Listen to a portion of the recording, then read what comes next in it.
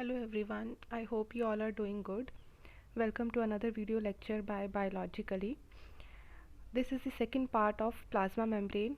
In the previous video we have discussed about the basics of plasma membrane. We talked about different models of plasma membrane and basics of fluid mosaic model, which is the most accepted model of plasma membrane. In this video lecture we will talk about membrane lipids. So let's start. We discussed in the previous video that plasma membrane has two basic components, which are lipids and proteins. So in lipid bilayer, the membrane lipid molecules are amphipathic or amphiphilic in nature. Amphipathic or amphiphilic molecules are those molecules that have both hydrophobic as well as hydrophilic part. So if we talk about membrane lipids, अगर हम membrane lipids की बात करें तो हम ये देख सकते हैं कि membrane lipids जो होते हैं उनके दो पार्ट्स होते हैं.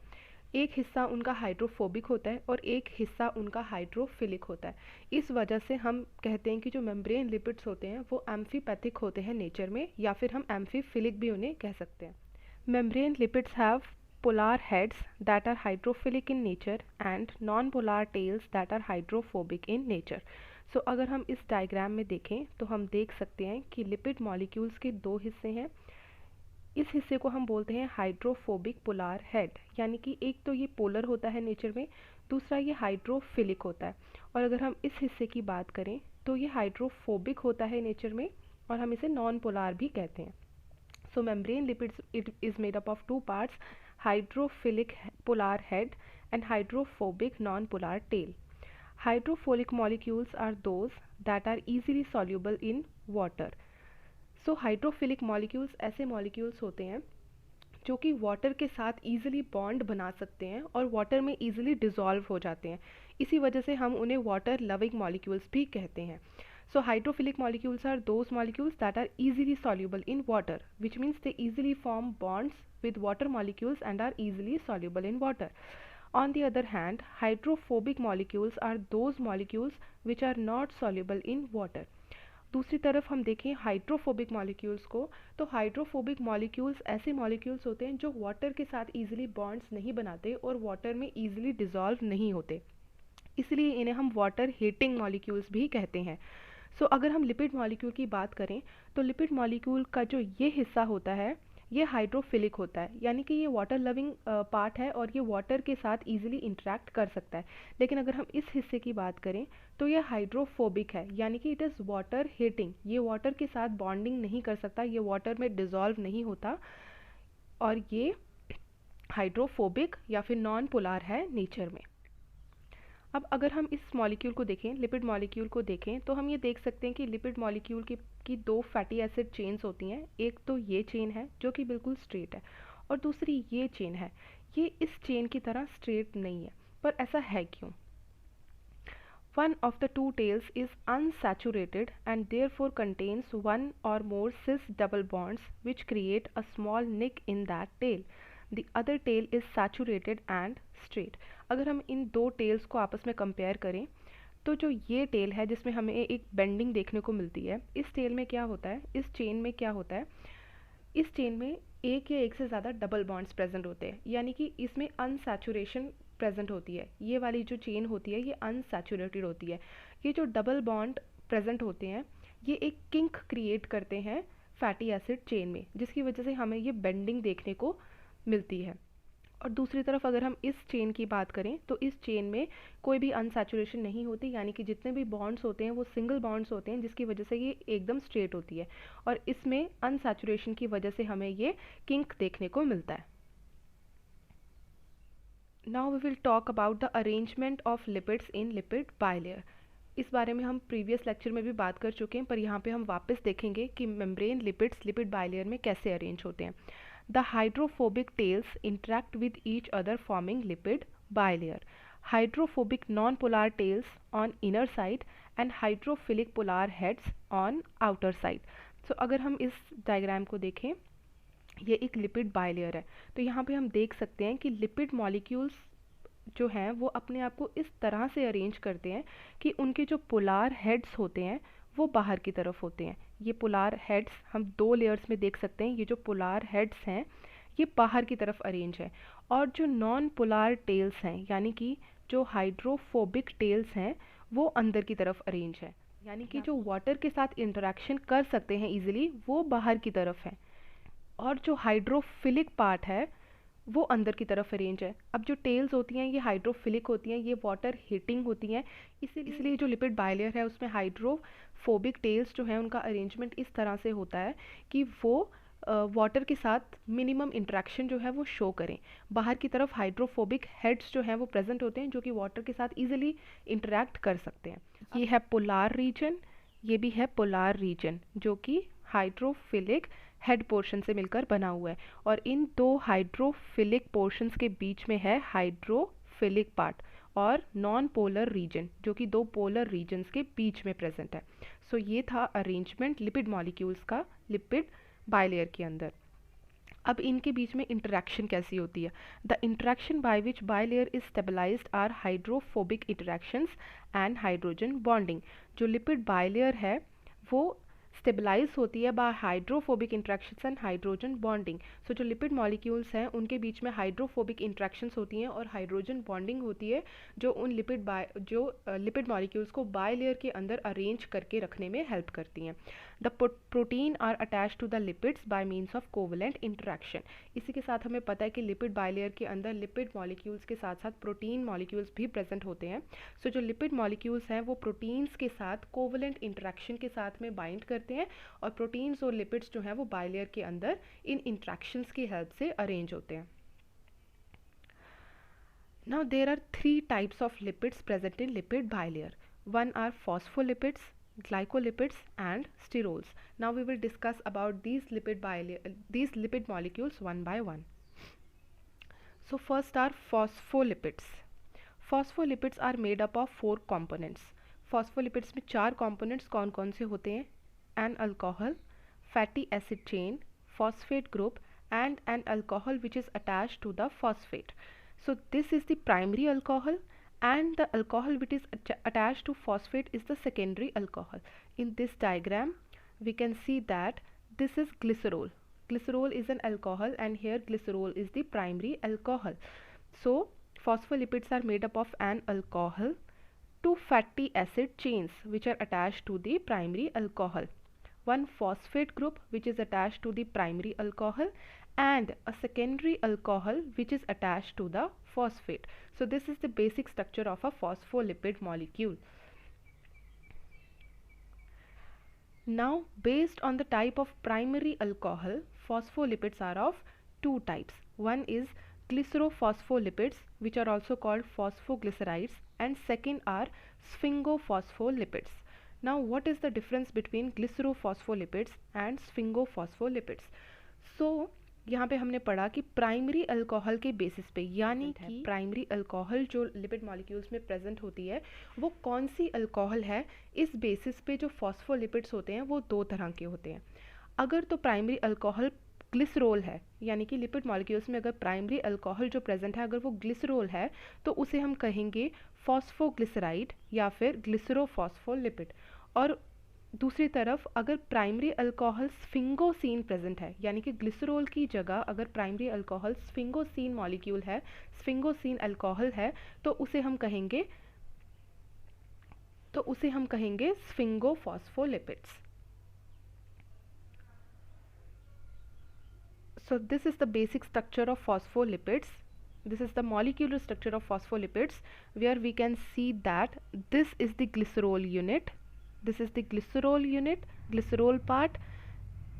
These are the two fatty acid chains. These are the two fatty acid units which are attached to the primary alcohol.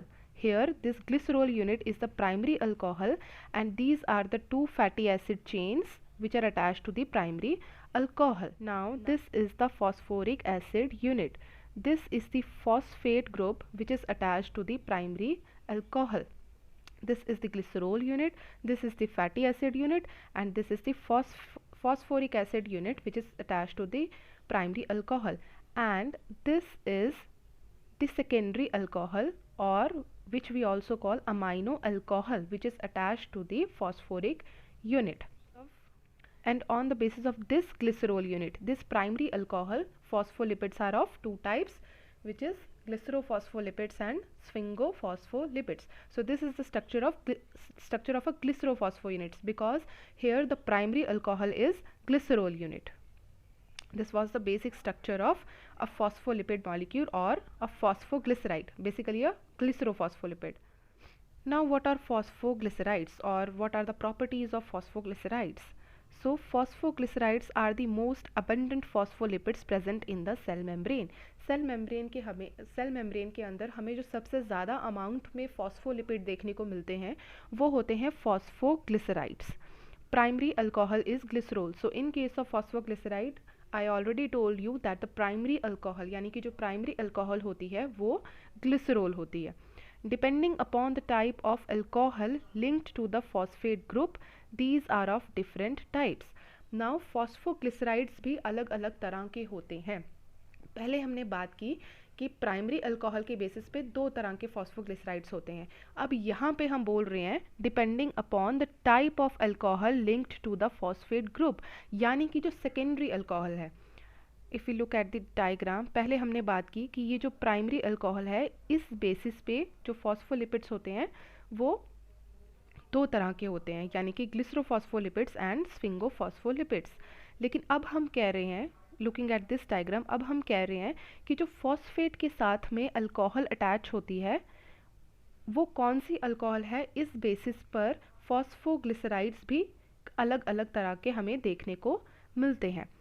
So depending upon the secondary alcohol which is attached to the phosphate group, phosphoglycerides are of different types.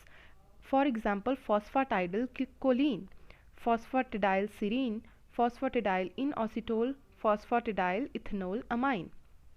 So looking at this diagram, this is the structure of phosphatidyl choline. So if you look at this diagram, this is the glycerol unit, or we can say that this is the primary alcohol. These are the fatty acid units attached to the primary alcohol.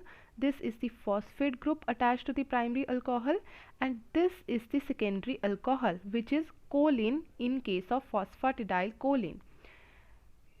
On the other hand, if we look at this picture, this is phosphatidyl in ethanol amine. This is the primary alcohol, which is glycerol, because this is a phosphoglyceride. These are the fatty acid units which are attached to the primary alcohol. This is the phosphate group attached to the primary alcohol, and this is the secondary alcohol, which is here ethanol amine in case of phosphatidyl ethanol amine. So this was phosphatidyl choline, where the secondary alcohol is choline, and this is phosphatidyl ethanol amine, where the secondary alcohol is ethanol amine. Similarly, in case of phosphatidyl serine, the secondary alcohol will be serine, and in case of phosphatidyl inositol, the secondary alcohol will be inositol. So like this, phosphoglycerides are of different types. Phosphatidyl choline is also called lecithin. It is the most abundant phosphoglyceride. Among the phosphoglyceride, this phosphatidyl choline is the most abundant phosphoglyceride. Phosphatidyl choline जो है ये सबसे ज़्यादा quantity में पाया जाने वाला phosphoglyceride होता है. और phosphatidyl ethanol amine जो है ये ब्रेन में और नर्व सेल्स के अंदर प्रेजेंट होता है और ये सिग्नलिंग में हेल्प करता है. Now we will talk about sphingophospholipid. So sphingophospholipid we talked about, where the primary alcohol is sphingosine. In case of sphingophospholipid, the primary alcohol is sphingosine. So now we will talk in detail about sphingophospholipid. Here the amino alcohol sphingosine is present instead of glycerol. So here the primary, so in case of phosphoglycerides, the primary alcohol was glycerol, and here in case of sphingophospholipid, the primary alcohol is sphingosine. This is the structure of sphingosine. This is the structure of sphingophospholipid. We can see that this is the primary alcohol, which is sphingosine. This is the fatty acid unit attached to the primary alcohol. This is the phosphate group attached to the primary alcohol, and this is the secondary alcohol, amino, or we can say amino alcohol, which is attached to the phosphate group. The amino group of sphingosine backbone is linked to fatty acid chain by amide bond. The sphingosine backbone is attached to the fatty acid chain or the fatty acid unit by the help of amide bond. Sphingomyelin is the most abundant sphingophospholipid. Sphingomyelin जो है ये सबसे ज़्यादा quantity में पाया जाने वाला sphingophospholipid होता है. So this is the structure of sphingomyelin. This is the structure of sphingomyelin where this is sphingosine which is the primary alcohol. This is the fatty acid unit which is attached to the sphingosine unit by amide bond. This is the phosphoric unit and this is the secondary alcohol which here is choline unit, and this is the structure of sphingomyelin. Now the third category is glycolipids. What are glycolipids? Glycolipids are the lipid molecules having carbohydrates, monosaccharides or oligosaccharides covalently attached to them. So glycolipids ऐसे lipid molecules होते हैं जिनमें monosaccharides या फिर oligosaccharide कोई भी carbohydrate जो है वो कोवलेंटली अटैच्ड होता है लिपिड मॉलिक्यूल्स के साथ में. The simplest glycolipid is cerebroside having a single sugar glucose or galactose. जो सबसे सिंपलेस्ट ग्लाइकोलिपिड हमें लिपिड बाइलेयर में देखने को मिलता है वो होता है सेरिब्रोसाइड. सेरिब्रोसाइड जो है उसमें सिर्फ एक सिंगल ग्लूकोज मॉलिक्यूल या फिर गलेक्टोस मॉलिक्यूल जो है वो हमें लिपिड मॉलिक्यूल्स के साथ में देखने को मिलता है. सो अगर हम स्ट्रक्चर की बात करें ग्लाइकोलिपिड्स की, तो ग्लाइकोलिपिड्स के केस में अगर हम सिंपलेस्ट ग्लाइकोलिपिड की बात करें यानी कि अगर हम सेरिब्रोसाइड की बात करें तो यहाँ पे हमें देखने को मिलता है कि एक प्राइमरी अल्कोहल प्रेजेंट है विच इज़ स्फिंगोसिन, एक फैटी एसिड चेन प्रेजेंट है और जो प्राइमरी अल्कोहल है उसके साथ में हमें शुगर मॉलिक्यूल जो है वो देखने को मिलता है जो कि ग्लूकोज भी हो सकता है, गलेक्टोज भी हो सकता है, मोनोसेक्राइड भी हो सकता है, डाइसेक्राइड भी हो सकता है या फिर ओलिगोसेक्राइड भी हो सकता है. This is the structure of cerebroside, both a sphingolipid and a glycolipid. अब यहाँ पे बोथ स्फिंगोलिपिड और ग्लाइकोलिपिड इसीलिए लिखा है क्योंकि यहाँ पे जो प्राइमरी अल्कोहल है वो स्फिंगोसिन है. अब ज़रूरी नहीं है कि सबके अंदर सभी ग्लाइकोलिपिड्स के अंदर जो प्राइमरी अल्कोहल है वो स्फिंगोसिन ही प्रेजेंट हो. कुछ के अंदर हमें ग्लिसरॉल भी देखने को मिल सकता है. So this is the basic structure of the simplest glycolipid. So this is the detailed structure of cerebroside. Here we can see that this is the primary alcohol which is sphingosine unit, this is the fatty acid unit and this is the single sugar unit which is attached to the sphingosine unit. This is the structure of cerebroside. Complex glycolipids such as globosides or gangliosides have long oligosaccharides, for example galactocerebrosides GM1. Gangliosides are present in nerve cells. These are globosides with sialic acid residues on sugar molecules. Sialic acid provides negative charge to the molecule. So gangliosides जो होते हैं ये ऐसे glycolipids होते हैं जो कि nerve cells के अंदर present होते हैं. These are basically globosides जिनके अंदर sialic acid residues present होते हैं sugar molecules के साथ में. और sialic acid जो है ये basically Glycolipids are exclusively found on the outer leaflet of cell membrane with exposed carbohydrates. So glycolipids जो हैं ये हमें बेसिकली आउटर लीफलेट के ऊपर देखने को मिलते हैं और हमने पढ़ा कि इनके ऊपर एक्सपोज्ड कार्बोहाइड्रेट्स प्रेजेंट होते हैं जो कि मोनोसेक्राइड भी हो सकते हैं, डाइसेक्राइड भी हो सकते हैं. सो ग्लाइकोलिपिड्स जो होते हैं वो सिर्फ आउटर लीफलेट पे प्रेजेंट होते हैं. यहाँ से हमें ये पता चलता है कि ग्लाइकोलिपिड्स जो होते हैं ये बेसिकली सेल रिकॉग्निशन में हेल्प करते हैं. So they help in cell recognition and therefore provide specificity. ये सेल को specificity provide करने में भी help करते हैं. Glycosyl transferase links saccharides to lipid molecules forming glycoside bond. So glycosyl transferase ऐसा एंजाइम है जो कि सैकराइड्स को लिपिड मॉलिक्यूल्स के साथ में लिंक करने में हेल्प करता है. ये लिपिड मॉलिक्यूल्स और जो शुगर मॉलिक्यूल होता है उसके बीच में ग्लाइकोसाइड बॉन्ड इस्टेब्लिश करता है और उन्हें आपस में अटैच होने में हेल्प करता है. So the last category is sterols. So sterols का मॉलिक्यूलर फार्मूला जो है वो है C17H28O. Sterols are important component of cell membrane that help in cell signaling. Sterols जो है ये काफ़ी कम क्वांटिटी में हमें सेल मेम्ब्रेन में देखने को मिलते हैं, लेकिन इनका रोल जो है वो बहुत ज़्यादा इंपॉर्टेंट होता है, क्योंकि स्टीरोल्स जो हैं वो सेल सिग्नलिंग में हेल्प करते हैं, जो कि एक बहुत ही इंपॉर्टेंट एस्पेक्ट होता है सेल्स का और सेल्स की फंक्शनिंग का। The basic structure of sterol is a steroid nucleus consisting of 4 fused rings, 3 6 carbon rings and 1 5 carbon ring. अगर हम स्टीरोल्स के बेसिक स्ट्रक्चर की बात करें तो ये बेसिकली स्टीरॉयड न्यूक्लियस से बना होता है, जिसमें 4 फ्यूज्ड रिंग्स होती हैं। So this is the steroid nucleus, जिसमें 4 फ्यूज्ड रिंग्स हमें देखने को मिलती हैं, जिसमें से जो 6 रिंग्स होती हैं, जिसमें से जो 3 रिंग्स होती हैं वो 6 कार्बन से बनी होती हैं, और एक रिंग जो है वो 5 कार्बन रिंग होती है। So this is the structure of cholesterol. यहाँ पे अगर हम देखें तो this is the first ring, this is the second ring, this is the third ring, and this is the fourth ring. If we look at these three rings are 6 carbon rings, and this is the fourth ring, which is a 5 carbon ring. So these 4 rings are fused together, forming a steroid nucleus, which is the basic structure of a sterol molecule.